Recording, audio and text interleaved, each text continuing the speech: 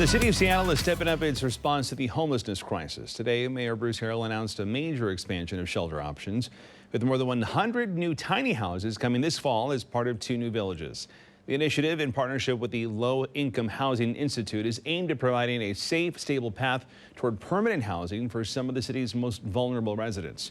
Tonight, I talked with Mayor Harrell as he shared more on the Tiny Home Village plan. Mayor, thanks for spending time with us on ARC Seattle. I wanted to ask you about this, adding more tiny houses, a need that Seattle has, and it looks like the city is going to start working to meet that need a little bit more. Yeah, we've recently announced more funding for 2 more tiny home villages, if you will. I have to remind people that these are temporary, transitional kinds of housing that we don't want someone to live much longer than 6 months or 1 year.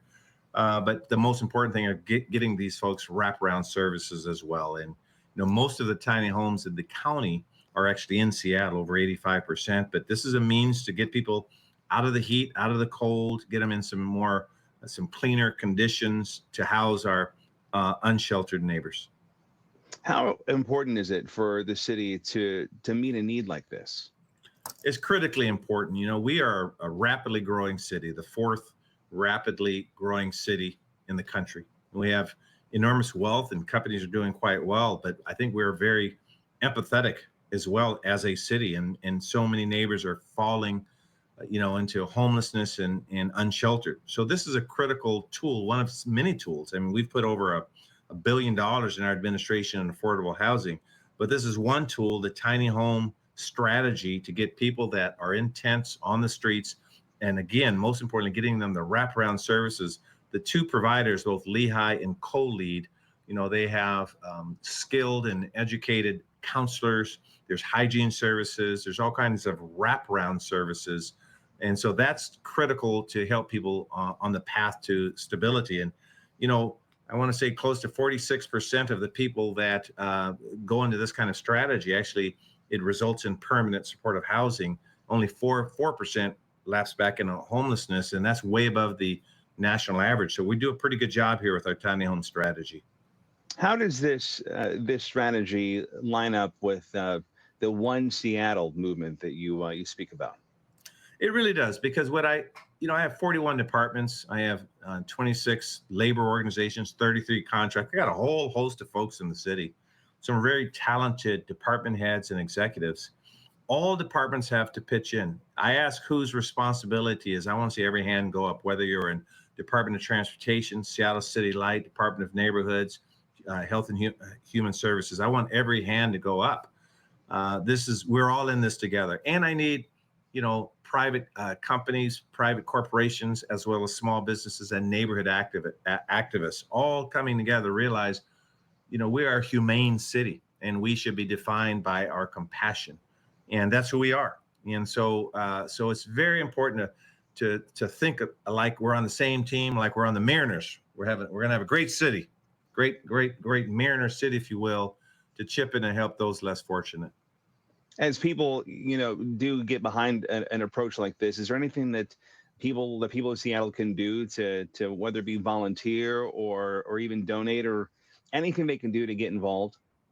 Yeah, there's so many great organizations helping people that are really struggling. And so I would encourage them to you could just use your search engine and look at, I don't want to start naming all of these nonprofits we do business with, but there are plenty. And I would ask them, and not just money and resources, but time. Just an hour ago, I left a food bank where there's just volunteers helping distribute food. So I would tell people, it's so easy just to stand on the sidelines and criticize. You're not doing this. You're not doing that, and say, I'm advocating. Well, go in there and help one of these nonprofits. In our One Seattle approach, we had our day of service. Of course, we get thousands of volunteers coming. And when we do that, Steve, we also say, here's a nonprofit we're working with. And you see that more volunteers result from that kind of effort. All right, I want to switch gears here a little bit, since we don't really get somebody of your stature on ARC Seattle all that often. Let me ask you about your summer. One, we're going into Seafair Weekend. How pumped are you about Seafair Weekend? Well, Seafair Weekend is so awesome. Yesterday, I went to a knighting where the King and the Queen knighted some of our rear admirals that are here. it brings everyone together to remember our relationship with the sea, Seattle, is very close. We are a port city. We're a maritime city. We're a global player in the trade world. It pulls everyone together. And I realize when people struggle, there's also time to realize the journey we're on together to keep our city vibrant, make sure we bring tourists in and get their tax dollars to help us fix potholes. And so it's an exciting time for our city. And if you haven't been to the Waterfront or Overlook Park, I spent this morning. I was at the Pike Place Market.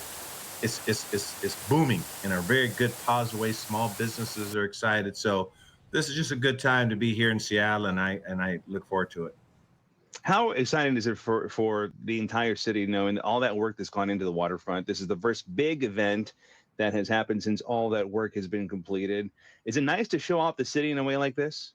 It's great to show off the city, and I try to give leaders before me a lot of the credit. I talked about Greg Nichols, for example, his vision on what this happened many years ago. Charlie Royer was on the Waterfront Committee. We lost Charlie, unfortunately, in recent times.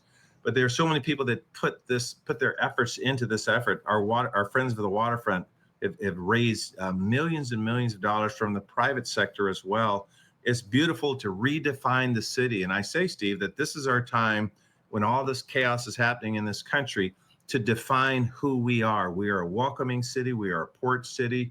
We embrace race and social justice. We believe to fight climate change and our belief in science. And so this is a time to show everyone who we are, particularly as we prepare for FIFA World Cup as well, because the whole world will be examining who we are. And, we have to also talk quickly about sports. We've got big movement. The Mariners now possibly one of the best teams in the American League. We've got football starting. Seahawks kick off their season next weekend. UW just had their first practice yesterday. How pumped are you about sports being such a big deal now? I talked yesterday some young athletes to talk about why sports are so important. And, sport could be something is playing chess, for example. But anything that gets you out to practice something, to use your talent, to try to compete and bring out the best out of yourself. So we're going to see a great Seahawks season. I'm pretty pumped with the coaches. The Huskies, I'm always out there on the field. I was out there during the spring. The Mariners are on fire. The recent moves they made, these are some great moves. I mean, we're investing in some new talent. We got Cal Raleigh. I mean, how proud of him. And then we got Ichiro in the Hall of Fame now. I mean, we have some really good things here. We are a sports town. I'm just never going to throw up a basketball again during a speech. I learned my lesson there. So I'm going to stick with the Seahawks and the Mariners right now, and the Storm. I love the Storm as well. All right, Mayor Harrell, thanks for being with us in Seattle. We appreciate it. Thank you, Steve. You have a great day. You too.